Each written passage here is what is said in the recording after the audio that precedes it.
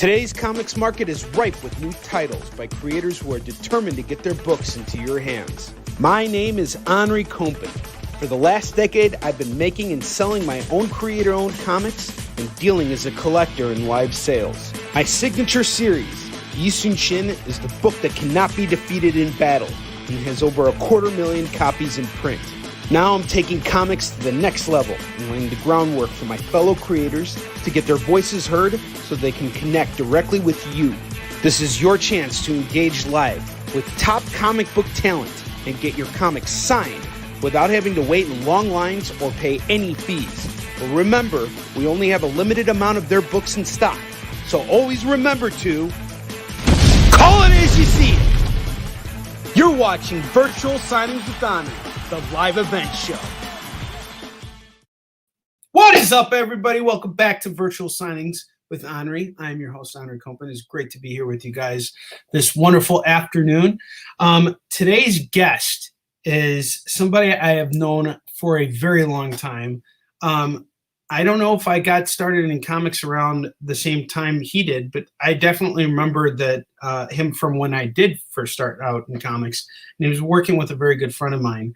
And over the years, we have all gone on our separate ways and have achieved an enormous amount of success on our own paths. And our paths have once again crossed. And it is my great honor to bring him onto the show. So everybody, please welcome Corey Andre Bird to the show. What's up, Corey? How you doing, brother? Hey, bro. What's going on? How you doing? Oh, my man. Dude, you know, I got to say, I was so impressed coming by and picking up your books and checking out your display at your house. Like, you got like pretty much every cool thing that every nerd wants to see. Yeah, I get that a lot, man. I don't hide my nerdism. Well, you got a lot of action figures. You got a lot of video games.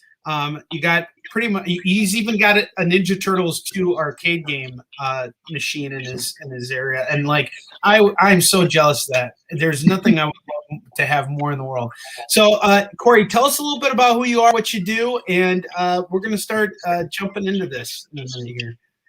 Well, I mean, I'm an independent comic book maker. I've been trying to do this for years. Originally, I did a book called The Shadow Knight a couple of years back, early 2000s, with Alvern Ball and a group of great guys and everything. And I published 3 issues then, did a trade paperback and everything. We were doing it first as small little comics and everything, printing it out ourselves at home in a printer, and, you know, early stages of doing stuff on the Mac and everything. And we got it out there. We presented at Wizard World, I think for 2 years, I believe. And it did pretty well. It was okay. And then, you know, we kind of went our separate paths and everything. And, you know, I have kids and I'm married and work a full-time job. So doing all those things and trying to create a comic book, as many may know, is very difficult. So a couple of years ago, I started working on a book called Tooth and Nail, based on animomorphic cats and rats at war and stuff like that. It's a funny story. It originated from my wife's mother, who had 4 cats that lived in her house, and every cat had a distinct personality. And I thought that was fascinating. So I wanted to turn that into something creative. So at first I started doing it as a comic strip type thing, a comedy thing, and it slowly evolved into a more of a warrior type stuff, like ninjas and stuff like that. So my first go at it, I actually did a 5-page book, but a 5-page preview of it, without any dialogue or anything like that. I only did it with the pictures. In the Tooth and Nail book, the first 5 pages were redrawn based on that, you know, layout that I did before a couple of years back. So those first 5 pages are the beginning of where Tooth and Nail started. And then I went back and I said, I want to do this as a comic book. I want to self-publish this. So I went back and I redrew all 5 pages and I kept going. I don't have a script. I actually work off the top of my head and I go off the art. I tell the story through the art 150%. Dialogue is in my head, and I go back when I put it into the computer and I start putting the word balloons and everything like that. After I draw it and everything, and I work with a program called Comic Draw on my iPad, and that's how I produced the first issue of Tooth and Nail, and currently working on the second issue right now. And so, yeah, that's where I'm at now. I'm on the second issue. I'm on page 11, penciling and inking right now. I've lettered 5 pages so far. I've got the cover, the inside cover, and everything going. But I'm still working on it. I was just trying to get the production going with issue 1 and doing artwork for people who, submitted help on GoFundMe to get the first book printed and everything. And once again, thank you everyone who helped. I really appreciate it. And I drew original artwork for each person who donated to show my appreciation to them. So yeah, so that's where I'm at. I'm working on the second issue. I'm super duper excited. This is all done by me. My wife does the editing, make sure that I have the words right and everything. She's awesome with that type of thing. And some story ideas from my son and my youngest daughter, who's a big tech person. She helps me with a lot of the internet and working with computer programs and stuff like that. She's brilliant when it comes to that. So yeah, that's where I'm at right now. So Corey, what's it like working so closely with family? It's great because they're family and they're right there with you. We get to, bounce off ideas and stuff like that. My wife is my biggest critic. She's always says like, well, maybe you should change that. She really doesn't like the way I draw heads at all. And she's always trying to tell me to fix that. And so I try to think about it as I'm drawing, but then sometimes I just draw and I don't really think about it. And she's like, you made the head too big there. And I'm like, oh, well, I already drew it. It's done. So it's just my style of way I do certain things and everything. Working with my daughter, we've since COVID happened, we've been home, the whole time, and I've been working full time from home. As you know, I'm a big gamer, so I use that time to in between to get some gaming on and then work on some pages and stuff. So with my daughter being here too, she was able to help me with a lot of technical issues and everything, like when working in Photoshop, even working in Comic Draw, which she wasn't even, familiar with, but she's so good at it. She just goes in and is like, oh, this is how you do it. I'm like, oh, okay. And I learned a lot from her, and I've been learning a lot from my wife and everything. My son, he reads it and he tells me to tweak some things and everything. So I already got a lot of those things going through my head as I'm working on the next couple issues. All right, folks, now check this out. I have 10 copies of Tooth and Nail, #1. And each one of these books is signed by Corey. Right up there. We are doing every book for only $3 right now. $3 gets you the book. You get a signed copy of Tooth and Nail #1. This isn't a book that's only put out by a creator, but it's a family thing. That's I'm going to assume that you were brought closer together with your loved ones as a result of working on this book. Oh yeah, big time.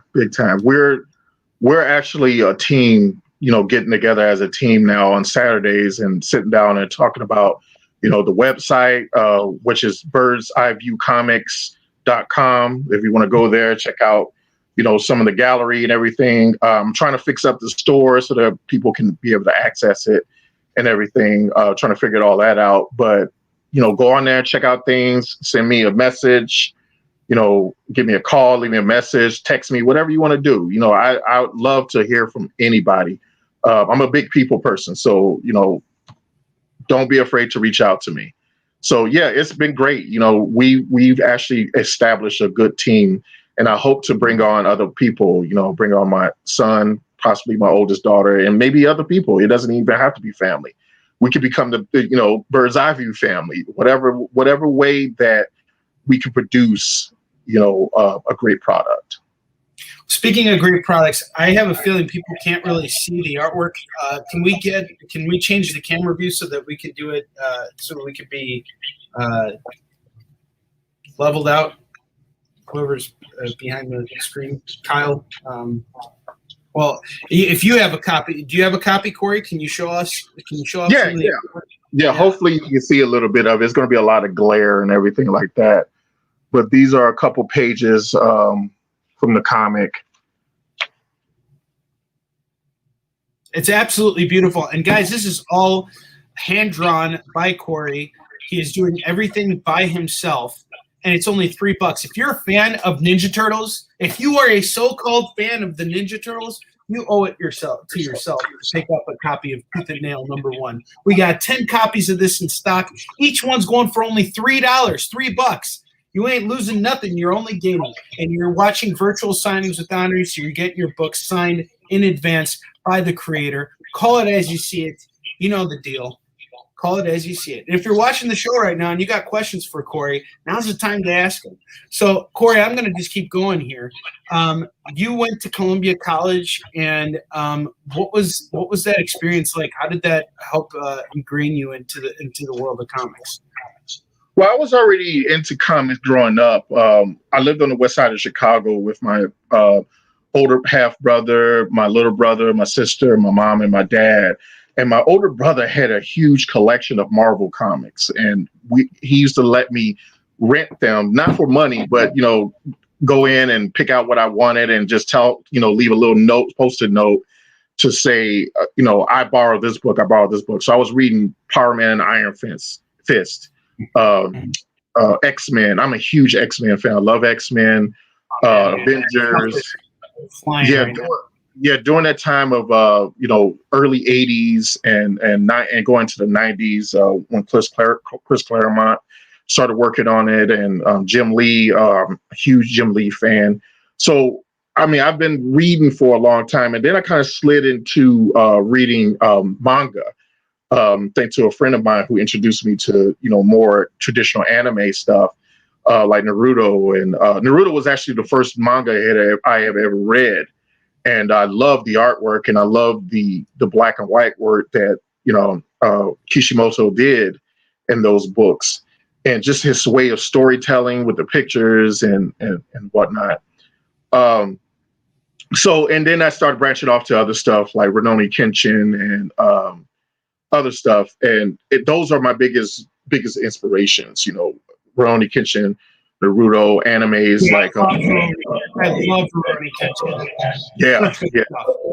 Yeah. I started first watching the anime, and then I collected the whole series in manga form because the anime goes into a different direction than the manga at a certain. And then I collected. Yeah, sorry, there was something going on with the signal there. Hold on. All right, we got a copy sold from Mr. David Moore. Thank you very much, David. Thank you, David. I got your stack over here. I'll add that to your invoice. We're going to be doing invoicing a little bit differently going forward. We're going to actually send out invoices at the end of every show. So, David, I got this. I'm going to add this to your pile. I got you covered, guys. We got 9 copies left in stock. I just sent out some messages to people who should want this, who are going to want this book. I have no doubt that we're going to sell through all of these books, whether it's now or later on Kicking It. Either way, we're moving this book. Hang on, David. I'm putting it over here. And just so you know, Corey, David Moore is one of our big supporters, and we absolutely love him, and we appreciate his business. And I'm telling you, David, you were in for a treat with this. I have been a big fan of Corey's work since Shadow Knight, which is an awesome book. And the fact that he's branched off and doing his own thing now is really fantastic. So you've worked with writers before. What made you decide that you're going to just do this yourself now? Like, meaning that you're going to be the writer as well as the artist. I have a vision with Tooth and Nail. I think what I've decided is that going with the vision that I have first and really fleshing out that vision and seeing where I want to go with it first. So that way I can have that stepping stone for future, stories and stuff like that. Because right now, I think that bouncing off too many ideas gets me a little bit flabbergasted and gets me a little bit like, oh, I don't know if I want to do this, I want to do that. When it's just my mind going with it and just flowing with it through there. I do plan to collaborate with my son by the third issue. Who he's trying to get into comics. He's trying to write and stuff like that. He really loves comics, actually. He's given me a lot of great story ideas and stuff. He was really young when I first started doing this, and we tried to collaborate, but he was too young and everything. But now he's like older and a little bit more mature. And so we actually discussed the other day about a couple ideas. And so I was thinking about bringing him on to help write, so that way it can kind of take a little bit off my back, whereas I can mostly focus on story, overall story, and focus on the artwork, because I do 100% of my artwork by myself. So, and I like the way I do it now, but I know if I can get some more ideas, I can get some more things to really branch it out and, touch the younger generation too. I'm 44 years old. I might be out of the loop with, guys that's younger than me. So my son is in that bracket. So he would know a little bit more. This totally sucks. Like, dude, we're getting like old. Like, this is gross. Yeah, he's 19, man. And when we first started this, I think he was like 15 or 16 when I first started working on this. And I wanted him to come up with some stories and script. And he did. He did do some stuff. He did some layouts and everything like that. And I took a little bit of the elements from that and put into Tooth and Nail. Some of them I didn't. But I wanted to wait until he was like really mature and more time to really work on it and focus on it before I can bring him back in. So I decided to go with the first couple books on my own, and then, bring him in later on, because I plan on this to be, several acts in the Tooth and Nail universe. So you plan on going a long time with this series?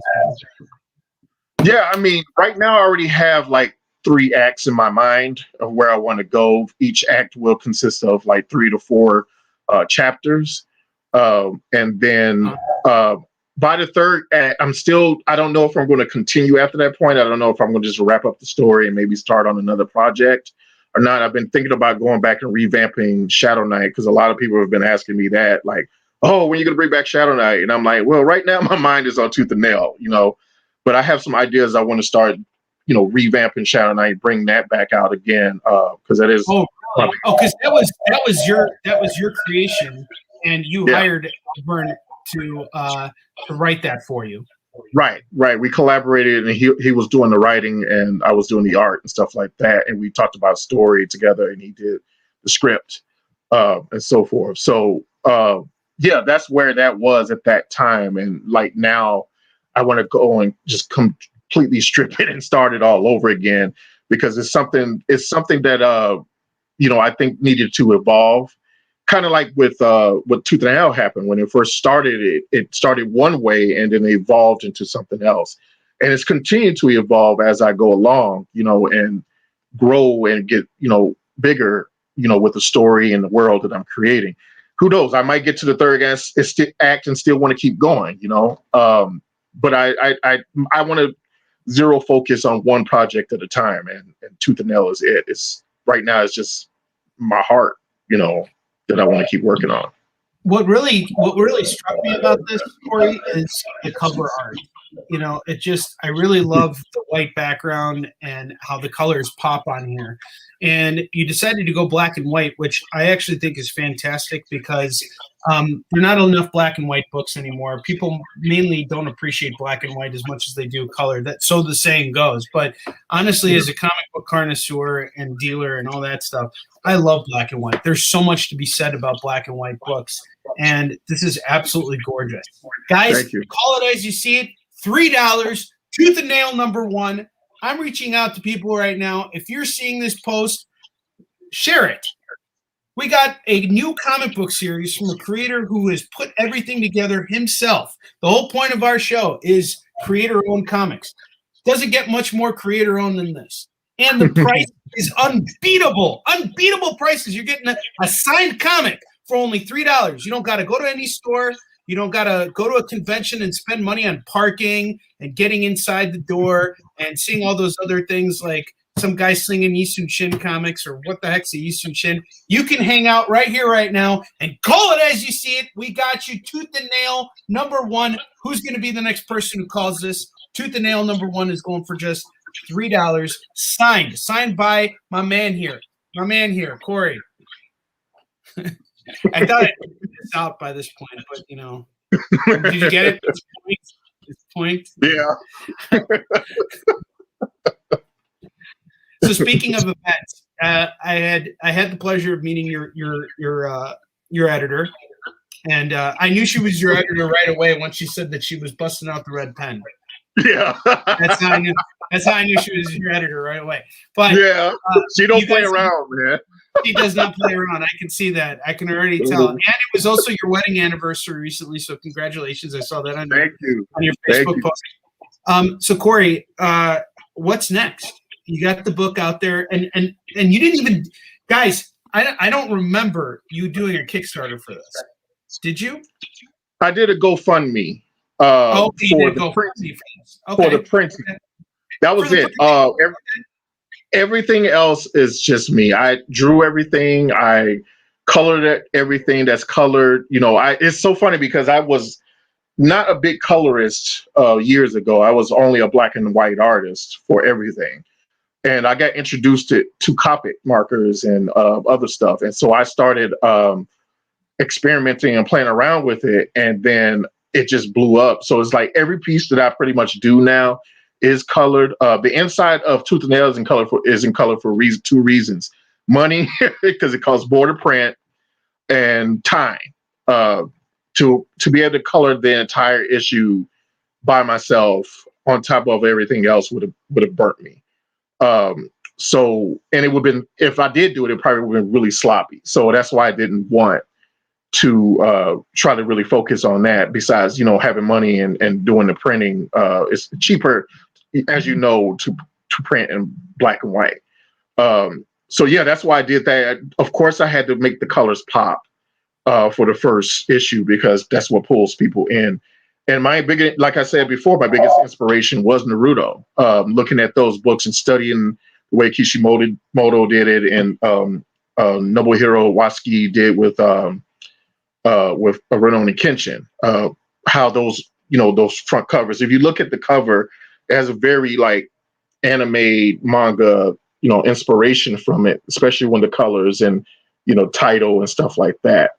So that's where I got the idea of doing those type of things. And of course, talking to friends who are other artists who, told me about popping color and, put it in borders so it can pop out and everything like that. So I thank all my friends and family who really inspired me and helped me push forward and do those type of things. That's fantastic. Thank you. That's absolutely fantastic. And I'm reaching out to people as we're talking here and just telling them, because I think everybody's missing out here. I don't think people realize how big of a deal this book is. And again, $3 on this, guys. Call it as you see it. $3, and you get this book for just $3, and it is signed by the creator. For only $3. Call it as you see it. Most times when you have a creator-owned book on here, the books are going to go, the first issue is going to go for anywhere from $5 to $10. You guys are getting a $3 book signed, and here's the best part about it. You don't know what's going to happen next. You don't know what's going to go and what's going to happen next. We got Darlene Williams in the house. She seems to be your aunt. Yeah. And she said, way to go, nephew, unless she's my aunt. Thank you, Darlene. Thank you for joining me. So you got your aunt in the house, and welcome to the show. We got Tooth and Nail #1, done by the Corey and Onrie Bird. Is it? Yes, Onrie. Corey Onrie Bird, and I love your middle name because it's very close to my name, Onrie. And he's got an incredible middle name, but he has an immaculate comic book series that you guys are going to want to jump on. Tooth and Nail, #1. We got 9 copies in stock. Each one is signed, and it's only going for $3. Call it as you see it. We got you covered. These books are fantastic, and I'll tell you what, guys, I'm going to bag and board every one of these books. I'm going to make sure that when you guys get your books, they're all bagged and boarded. I reached out to a number of people who are normally who are totally into this stuff and would jump on it. They must be commuting right now or whatever. So now's the time to call it, because if you don't, you might have to wait a little bit longer, because the next time I have a chance to come out to Corey's, it might be a little while. So let's jump back into into asking you some questions here. Okay. We know that Rurouni Kenshin is your main inspiration in terms of like sort of like the route you want to go. I see a lot of like Ninja Turtles inspiration as well. Particularly the fact that you got the 4 cats and all that stuff. But it seems like these cats have distinctive personalities to actual animals that you knew throughout your life. So did you read any Ninja Turtles books? Were you really inspired by any of that stuff? Oh yes. I mean, I never collected the old original series by Eastman and Laird, but I was a huge fan of the cartoon series. Huge. I watched it when I was a kid. I still collect the toys. Onrie would tell you I got the Ninja Turtles arcade machine, and I have like 4 of the turtle toys on there. I've done some Ninja Turtle fan art and stuff. I used to draw Ninja Turtles when I was in grade school with a bunch of friends and everything, and played the video games. I'm a huge Ninja Turtle fan, big. The modern stuff, not so much. I haven't really gotten to. I think the last series I saw was like in the 2000s, the early 2000s series. I think after that, I haven't watched any more. But I'm a fan of the old school. I'm a fan of the movie. I actually liked the first Michael Bay produced first movie. I didn't like the second one. I liked it too. I didn't see the second one, but I liked the first one a lot. I thought it was a great movie, especially when they were all jumping into the especially when they were jumping into the sewer pipeline, and then Michelangelo farted. That was, I didn't see that coming. That was like what I really enjoyed about it is that it maintained the turtles. It maintained their personalities and maintained their rhetoric, with each other and the jokes and stuff like that and the goofiness. But on top of being, kick butt fighters and everything. And that's why I want Tooth and Nail to be. I want Tooth and Nail to be something fun. It may not be as, goofy at times as Ninja Turtles. It's a little bit more serious because there's a lot of emotions going on between, the cats and the history with the rats and everything, and then other animals are going to play into part, like wolves and pigs and stuff like that and everything. So it's just this big world that I'm trying to create where these, everybody's separated by these tribes. There's some areas that is a mixture of different people. That's usually like a big city and everything like that. But right now the focus is on the rats and the cats war with each other. So yeah, I that's what I'm saying. Like, as I go on with this series, I hope to expand it even more as it goes along. And I think the Ninja Turtles did too as it went along. They went to Japan and they had all these other different creatures that came from other dimensions, and they went to space and stuff like that. I'm not going to go that far, going to space and stuff like that, and maybe going back through time. But I do want to introduce other characters down the road. I already got some of them fleshed out and drawn that haven't showed up in the book, obviously. But in time it will. But there are some artwork, sketches, and drawings that I have on the Bird's Eye View Comics website. So if you want to go over there and check out some of the gallery, this is not fully developed yet, everything, but just take a look and see what you like. I'll also have a DeviantArt page if you want to look at some of the artwork that I've done there. And it's been years and years and years and years and years of artwork. So you might see like some artwork that might not look so great from back in the day, and then stuff that might be better now because I've matured as an artist over the years, like every artist does. I really want to show. I'm looking through this right now. First off, I just want to say the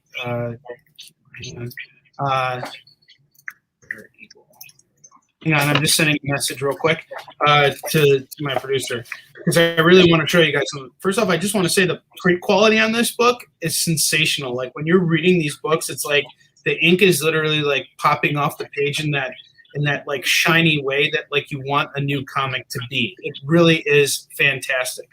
And I really, really love your layouts. I love your layouts because there's so much action, like particularly here. Look how great this layout is, guys. This is absolutely fantastic. I love it. So, and from what I'm reading so far, it looks like they're, these cats are up against these bad guys called the Rat-2. Yep, the Ratto. Yeah. So, tell us about the enemy. Tell us a little bit more about these characters. I mean, the Neko who are the cats. I use a lot of different. I try to use different names for it rather than cats and rats and stuff like that. I want to give it a distinction of type. Neko is cat in Japanese, and then Rattle. I can't even remember where I get Rattle from, but there's other names that's going to come along the way.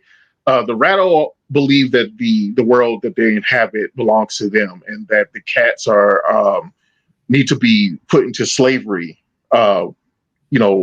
And killed under the rat's domain. And their main leader is Irma, who is a rat queen that comes into the second issue. She's actually on the front cover in the back, far top part. She's actually not in this issue. She shows up in the second issue. I think when I drew that cover, I planned to have her in the issue, and I didn't have her in there.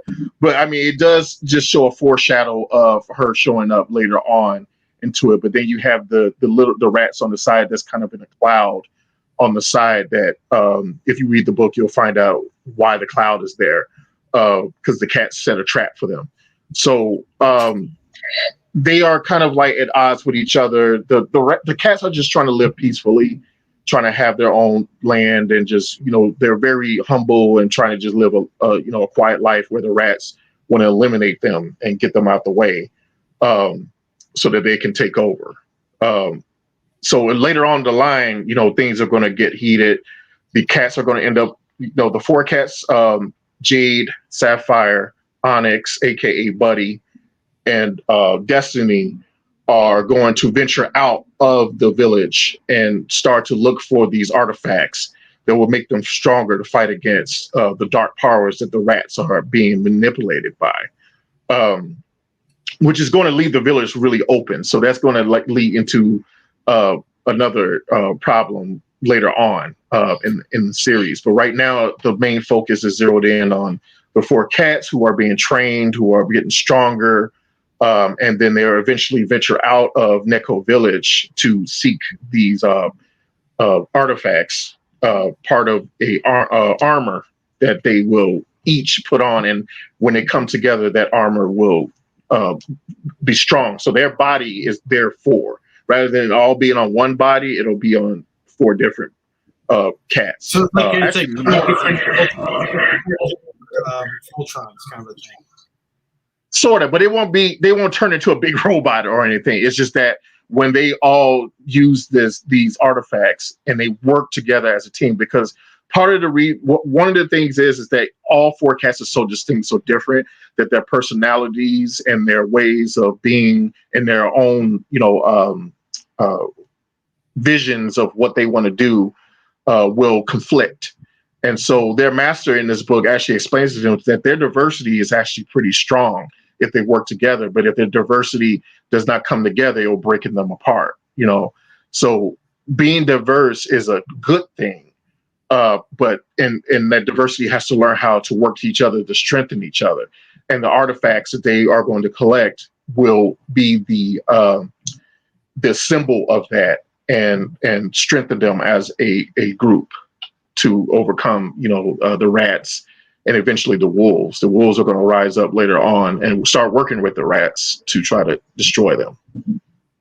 That's really guys. Again, anybody who's tuning in right now, you are watching a creator who is so passionate about his work, and the work is here. Tooth and Nail #1, signed by the creator.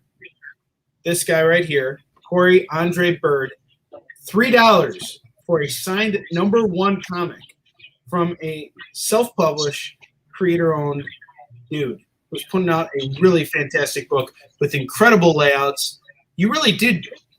I really feel like you've really done your work on this. I mean, like Thank you. The artwork is sensational, man. Thank you.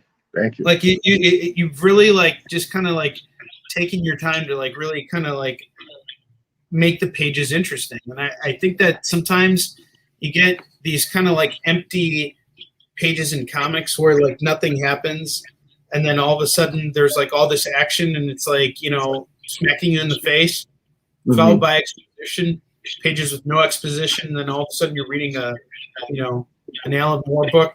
Did I say Alan Moore? He's brilliant, though. He's a brilliant writer. Oh, I love him. Tony, brilliant! Capital. He's brilliant. If you don't appreciate it, you're not a real fan of comics. That's the reality of it. The way I come up with these pages and these layouts, first of all, like I said, I studied a lot of manga, and I studied a lot of, you know, old school comics. Aside from Kenshin, what are some of your other manga influences?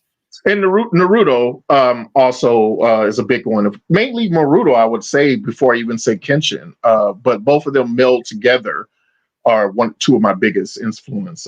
I started reading Blade of the Immortal as well, which is a great book as well. I've been reading the omnibus of each one of those. And those were really great. I love the sketchy artwork and the sketchy look of it. It's in black and white. You can see all the details and stuff like that. That's what I love about black and white, is that you can see so much of what the artist actually did. Color's great. All you colors out there, I love you. You all guys are awesome. It's just that when the color goes in there, you kind of miss a lot of those strokes and those pencil and inks, you know, being shown.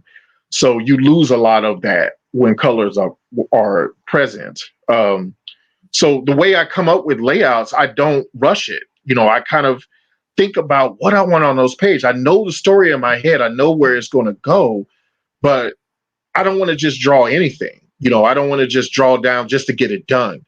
Because I'm my own boss and my own, you know, time frame that I can work on these things, I don't have to be on a, you know, I can't think of the word. I don't know why. I can't think of the word, but anyway, the time frame which is done. So because I'm my own boss, I am able to just kind of say, okay, I know what I want to do with this page. I can't draw it right now. I can't figure it out. I did some sketches. It's not what I want. Let me step back from it for a little while and sleep on it, or, you know, take a couple of days, sometimes weeks, before I even work on another page. And then next thing I know, all these ideas are flowing. All these layouts are flowing through my head. And I sit down and I just started drawing. And each page, I can go through like 5 pages after that rest of resting my mind. Because I think what we as artists is that we get cluttered with life. We get cluttered with, you know, creativity and everything like that. So if we don't rest our minds, we end up just spewing things out just to get it done. And I don't want to do that. I don't want to be on that type of time frame where, oh, I have to get it done. I have to get it done. I have to get it on. Yeah, I want to get the next issue done. I want people to see what I'm doing. I want to tell the story, but I'm not going to rush it. I'm going to take my time and wait till my creative juices flow, so that way I could give you guys a product that's worth seeing. So, Corey, we got Adam Skinner in the house. Adam, how you doing, brother? He is asking a question. Is Tooth and Nail an anime comic? I'm going to let you answer that question. It's a mixture of like a manga type style, but not 150%. I didn't want to be that, because then I will have to follow the rules behind like manga and how, you know, certain things go and the archetypes and so forth. So art style wise, I have a little bit of, you know, the anime manga type style in it. I'm very, very highly influenced by that.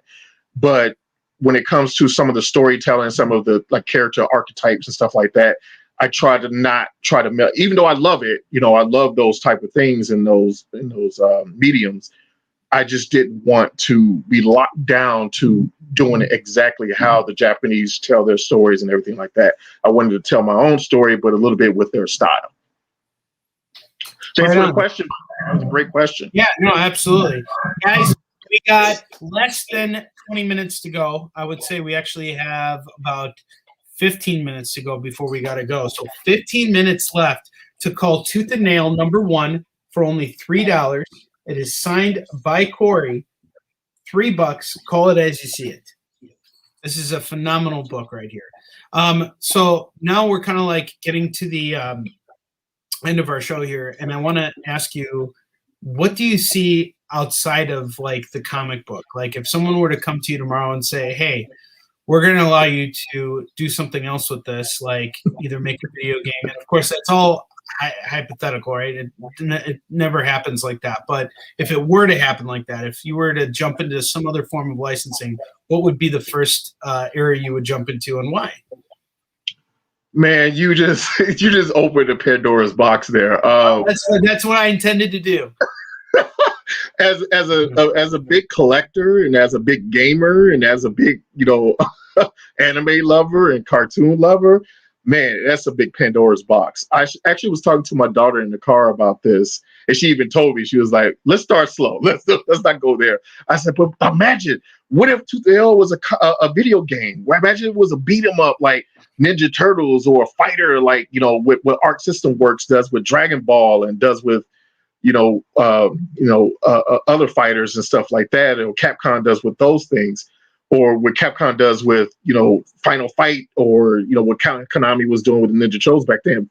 Imagine, you know, and in my head, as I create Tooth and Nail, that's always in the back of my head. Not that I'm structuring it to be a video game or anything like that. I just have that mind as a gamer. So it's like, as I'm creating these stories and stuff like that, I'm still doing it comic book style, but there will be like boss fights, quote unquote. There will be, you know, journeys and things they have to do. They might have to do like side quests or anything like that. But yeah, the first thing I will want is a video game. That would be awesome. Would you see it as more of like a side scroller? Because, like, you know, what's kind of cool about this is you have this big influence on from you for Ninja Turtles. I come into your house and I see the arcade box. I wonder how much would it cost to make like an 8-bit or 16-bit video game at this point? I mean, like, I haven't really looked into it myself, but I mean, like, you know, I can't imagine that technology is kind of like dated now, but you start to see like Capcom, for example, making Mega Man 9, which they did like what, 700 years ago. Yeah. So they're on 11 now. What's that? I'm sorry. They're on Mega Man 11 now, and it's a side scroller. Yes, side scroller. I mean, I would love. I mean, right now, I think that's starting to have a resurgence. I don't know if you ever played Streets of Rage 4. It's the new Streets that came out. Oh man, it's so good. I love Streets of Rage. You know what I'm actually playing right now? Maximum Carnage on the Super Nintendo. Oh wow, that's like old school. Yeah, my kid, he's loving it. That game's freaking harder than I remember it being. Yeah, it's tough. And I think it's because when we were younger, we played video games differently, because back then we didn't have that save feature. You know, you just kept getting your butt kicked, and you had to get better. You had to keep playing in order to progress. And you had to start over and keep going, and you lost multiple times. And then there comes a point when you're so well versed in what you're doing that you could beat level 1 without even like losing any health. You know, it's like, I forgot that's how games used to be played. Now it's like, you know, oh, I just like, you know, took 2 steps and it saved it for me. It's like, I don't ever have to take those 2 steps again. Thank God for that. We're such spoiled gamers now. Yeah, I play all kinds of. I've been playing since the Atari 2600. I've been playing for a long time, and it has evolved into that. It's a little bit more forgiving now. There are games that still challenge you, like Dark Souls and Bloodborne. And oh my God, that's not a challenge, dude.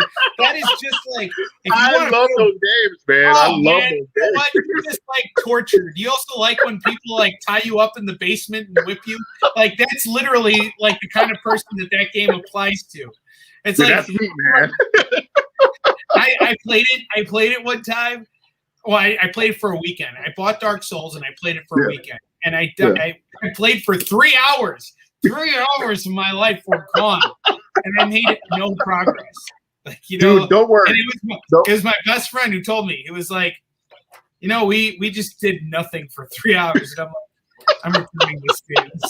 No, man, I'm a hardcore when it comes to those games. I've beaten Dark Souls like 6 times. I've beaten Sekiro. How did I actually beat it? I beat it 6 times, man. I beat Dark Souls. I beat Bloodborne. I beat all those games. I'm hardcore, man. When it comes to that, I love that challenge. I like for something to push me beyond. I mean, that's just how I live my life. It's like I always reflect as if Dark Souls was true life, because life is hard. Life can get difficult, but you have to push forward. You got to keep going through. Learn from the mistakes and learn from the falling that you have, just like in Dark Souls, and just keep going, and I've always made that, connection to that. And I like that. I like that hardness. And that's kind of how Tooth and Nail came about. It's like, that's what the title means, tooth and nail. You fight tooth and nail to get through, you don't give up. It's kind of a mixture of, because they're cats and they're animals, tooth and nail, or fang and claw. You fight until you can't fight anymore. You push through, and that's what that title represents. And that's what those cats are doing. They're fighting through for the peace of their village and the peace of the world. And that's what we all, as human beings, we were created to do that. We were created to push through and be strong and strengthen each other, and work together as in our diversity, because this whole world is diverse, and so we should be working together as one to push through. But I'm gonna get off my soapbox. No, that's the whole point. You got the soapbox for another 8 minutes. But one thing I wanted to compliment you is you had a great segue back to the book, which is available for only $3 right now. Call it as you see, Tooth and Nail #1, $3 for a signed comic. And we got Umade here, Umadni. Welcome to the show. Thank you so much for hanging out. We got Tooth and Nail right now by my man, Corey Andre Bird, going for just $3. Every book is signed by Corey in advance. And if you want him to personalize it to you, too bad he's already pre-signed these. There's nothing I can do about that. $3, you get a signed comic. Call it as you see it. We got 8 minutes left. Call it as you see it. And this is, I'm telling you guys, you're not going to be disappointed. There's some beautiful layouts here. This is just a phenomenal series. Really, really awesome. And I'm telling you guys, I reached out to a bunch of my regulars who are into this. And I know they're going to call it, because this is just such a deal that you can't walk away from. $3. Call it as you see it. We got plenty of this in stock for now. $3 for Tooth and Nail #1, signed by Corey Bird. So one other thing I wanted to ask you. We were talking about Dark Souls, which, by the way, nothing you said, absolutely nothing you said has changed my mind. I think that is punishment. It's okay, man. It's all right. Sekiro. That's what I wanted to ask you, because I was kind of interested. Sekiro. Oh, Sekiro was amazing, and was it also like that hard, where like you died 3,000 million times? I died a lot, and I beat that game 5 times. I got almost all the endings. I don't swear unless I'm like very angry. But the fact that you don't even swear. You play these games and just like smile every time you die. I was going to say, I did swear for Sekiro. My wife was actually concerned how I was, because I was so angry. at that game, and I did not stop playing it until I beat it. And then after I beat it, I was like, oh, okay. And I went back in, I started playing it again, and I started flowing. Those games are so brilliantly made that it's like you have to learn the system of those games. I love From Software. They're brilliant, brilliant developers, and they're currently working on Elden Ring. And I'm super excited about that. I might have to put down tooth and nail for a little bit in order to get into that game. Yes, you guys might. This is the time to pick up Tooth and Nail #1 right now. We got it for $3. Really beautiful layouts in this book here. Just absolutely phenomenal. Black and white artwork, which I think there's so much to be said about it. But what I really like is the print quality on this book. It's really sensational. This is a book that pops out. It says, pick me up and read me. It's going for $3. Jack, I'm really sorry I did not pronounce your name correctly the first time. It's You Mod Me. Thank you for coming and hanging out. Call it as you see it. And Adam Skinner saying he hasn't gamed in forever. Dude, I'm right there with you, bro. I have not had – it took me 7 months to beat Ghost of Tsushima because I was playing it at like a snail's pace.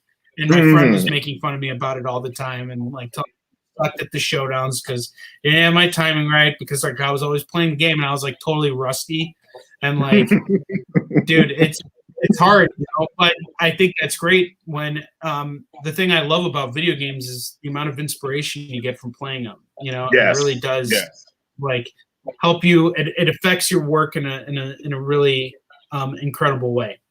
And it does. I a lot of people kind of throw video games on the side like, oh, that's video games. It's a time waster, da da da. And I'm like, no, I got a lot of inspiration for video games. Actually, I love the Arc System Works stuff. Who, like I mentioned before, with Dragon Ball and the Persona series and stuff like that. Persona, that takes me back.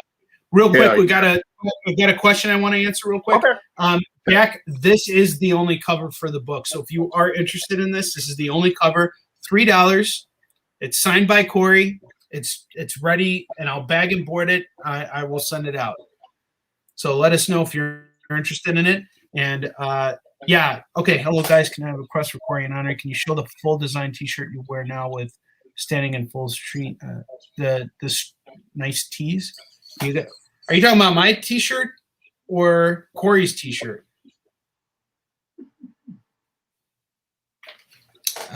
Pete's. We're selling comics right now, and we got them for $3, and we're doing it for the next 3 minutes.